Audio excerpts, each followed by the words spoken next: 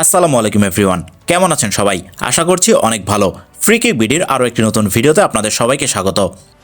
এবারের অনূর্ধ্ব-20 সাফ চ্যাম্পিয়নশিপ নিয়ে সমর্থকদের আগ্রহের কমতি নেই। শিরোপা ধরে রাখার মিশনে বাংলাদেশের দলটা হয়েছে বেশ ভারসাম্যপূর্ণ।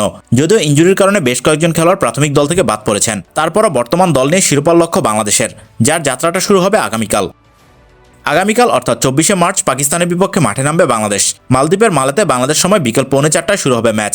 সাফের স্ট্রিমিং পার্টনার স্পোর্টস ওয়ার্কসের ইউটিউব চ্যানেলে সরাসরি ম্যাচটি সম্প্রচার করা হবে। সিনিয়র দলের ফিফা র্যাঙ্কিংয়ে বাংলাদেশের চেয়ে পিছিয়ে রয়েছে পাকিস্তান। বাংলাদেশ যেখানে 180তম স্থানে, সেখানে পাকিস্তান রয়েছে 199তম স্থানে। যদিও বয়সভিত্তিক দলের খেলা হয়, এখানে জাতীয় দলের র্যাঙ্কিং মুখ্য বিষয় নয়। এবার চলুন বাংলাদেশের সম্ভাব্য কি প্লেয়ারদের নিয়ে আলোচনা করি, যারা এই আসরে সব স্পটলাইট কেড়ে নিতে পারেন। রক্ষণের শুরুতে আসবে ডেকলান সুলিভানের নাম। যুক্তরাষ্ট্রের ফিলাডেলফিয়া একাডেমি থেকে উঠে আসা এই ফুটবলার হতে পারেন রক্ষণের এক্স ফ্যাক্টর।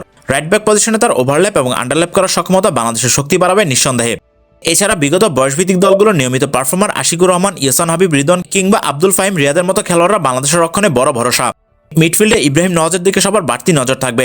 ইংলিশ ক্লাব হামটাউনের যুবদলে খেলা ইব্রাহিম ইতিমধ্যে সবার নজর কেড়েছেন। গত বছর বাফুফে ট্রায়ালের পর কয়েকদিন আগে লাতিন বাংলা টুর্নামেন্টে দুর্দান্ত পারফর্ম করেন তিনি, তাই এই দলে তিনি একটা বড় সম্ভাবনার নাম। তার সঙ্গে নাজমুল হুদা ফয়সালকে নিয়েও আশাবাদী থাকবে সমর্থকরা। গেল কয়েকটি বয়সভিত্তিক দলে অধিনায়কত্ব করার পাশাপাশি দুর্দান্ত পারফর্ম করেছেন তিনি, তাই তার দিকেও সবার নজর থাকবে। এছাড়া কামাল মৃধা, মিঠু চৌধুরী, স্যামুয়েল রাকসাম এবং জাতীয় দলে খেলা চন্দন রায়কে নিয়ে বাংলাদেশের মিডফিল্ড সবাইকে আশাবাদী করবে। আক্রমণ ভাগে বাংলাদেশের অন্যতম বড় ভরসা মুর্শেদ আলী। গত বছর অনূর্ধ্ব-19 সাফে একটি করে গোল এবং অ্যাসিস্টের দেখা পান তিনি।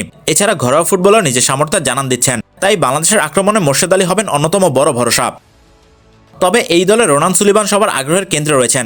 তিনিও উঠে এসেছেন যুক্তরাষ্ট্রের ফিলাডেলফিয়া একাডেমি থেকে। ইতিমধ্যে গোল করায় নিজের সামর্থ্য জানান দিয়েছেন তিনি। বাংলাদেশের ফুটবলে দীর্ঘদিনের নাম্বার 9 সংকটের সমাধান হওয়ার পথে রোনানকে নিয়ে বেশ আশাবাদী সমর্থকরা। রোনান নিজেও গোল স্কোরিংয়ে তার অবস্থানে জানান দিচ্ছেন, তাই লম্বা রেসের ঘোরা হওয়ার যাত্রাটা শুরু হচ্ছে এই আসর থেকে। গোলের দেখা পেতে তাই রোনান সুলিভানের দিকে তাকিয়ে থাকবে সবাই।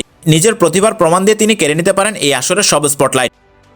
এছাড়া বাংলাদেশের অন্যান্য প্রতিভাবান খেলোয়াড়দের দিকে নজর রাখতে হবে। বয়সভিত্তিক পর্যায়ে শক্তিমত্তার খুব একটা পার্থক্য থাকে না, তাই নিজেদের দিনে যে কেউই ব্যবধান গড়ে দিতে পারেন। আর এজন্য নির্দিষ্ট কারো উপর নির্ভর না করে দলগত প্রচেষ্টার বিকল্প নেই।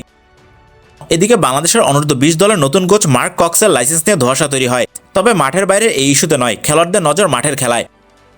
বাংলাদেশের প্রতিপক্ষ পাকিস্তান 3 বছর পর অনূর্ধ্ব-20 লেভেলে অফিসিয়াল কোনো টুর্নামেন্টে খেলছে। বাংলাদেশের মতো তারাও একটা লম্বা সময় অনুশীলন করে নিজেদের প্রস্তুত করেছে। দলটির কোচের দায়িত্বে আছেন পাকিস্তান জাতীয় দলের সাবেক কোচ শাহজাদ আনোয়ার।